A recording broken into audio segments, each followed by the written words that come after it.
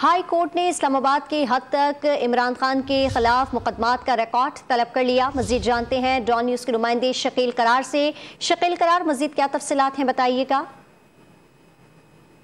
जी हाँ, Islamabad high court में आज समाअत हुई है और इमरान खान के खिलाफ जो भी मुकदमात हैं उसका तमाम रिकॉर्ड इस्लामाबाद के हद तक जो मुकदमात हुए इसका रिकॉर्ड चीफ जस्टिस अमर फारूक ने तलब कर लिया है। और इस हवाले से जो है वो आज जो समाअत हुई है तो उसमें जुडिशल कंप्लेंट की जो पेशी है उसका जिक्र भी आया है।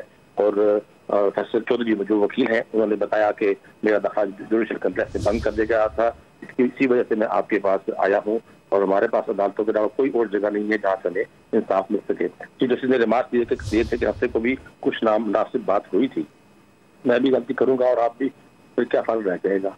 तो इस तरह जो वकील हैं फैसल चौधरी उन्होंने अदालत को बताया कि अब तक इस्लामाबाद में जो है वो 47 मुकदमात दर्ज किए हुए हैं और कुछ मुकदमात पुलिस ने छुपा रही हैं। शायद आपको मालूम नहीं है कि FIR जो है वो सील होती है।